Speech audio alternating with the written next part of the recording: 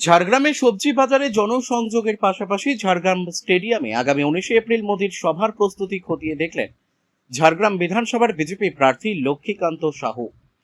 আসন্ন পশ্চিমবঙ্গ বিধানসভা নির্বাচনকে সামনে রেখে রাজ্যের রাজনৈতিক পরিস্থিতি ক্রমেই উত্তপ্ত হয়ে উঠছে। আগামী 23 এপ্রিল প্রথম দফার ভোট গ্রহণকে কেন্দ্র করে জঙ্গলমহলের গুরুত্বপূর্ণ কেন্দ্র ঝাড়গ্রামেও বাড়ছে নির্বাচনী তৎপরতা। এই আবহেই প্রচারে গতি আনতে সরাসরি মাঠে নামলেন ঝাড়গ্রাম বিধানসভার বিজেপি প্রার্থী লক্ষ্মীকান্ত সাউ।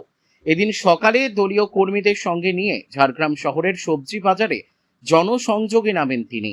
বাজারে আসা সাধারণ ক্রেতা, ছোট ও বড় ব্যবসায়ী সবার সঙ্গে কথা বলে সমর্থন ও আশীর্বাদ চান বিজেপি প্রার্থী। প্রচারের মাঝে স্থানীয় সমস্যার কথাও মন দিয়ে শোনেন তিনি। বিশেষ করে আলু চাষিদের সঙ্গে কথা বলে তাদের নানা সমস্যার বিষয় তুলে ধরেন লক্ষ্মীকান্ত সাউ।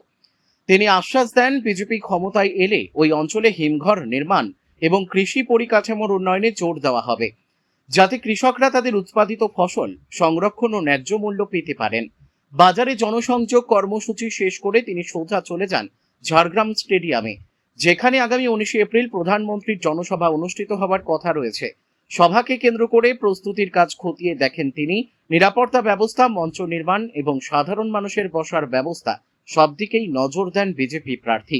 উল্লেখ্য, ওই দিন ঝাড়গ্রামে জনসভা করতে আসছেন প্রধানমন্ত্রী নরেন্দ্র মোদী। তার সভাকে ঘিরে ইতিমধ্যেই প্রশাসনিক ও দলীয় স্তরে জোর প্রস্তুতি শুরু হয়েছে। ঝাড়গ্রাম স্টেডিয়াম সংলগ্ন এলাকায় যুদ্ধকালীন তৎপরতায় চলছে সমস্ত প্রস্তুতির কাজ, যাতে নির্ধারিত দিনে কোনো রকম ত্রুটি না থাকে। ঝাড়গ্রাম থেকে অরূপ ঘোষের রিপোর্ট, বিগ নিউজ বাংলা। আমি এখন ঝাড়গ্রাম স্টেডিয়ামের বাইরে আছি।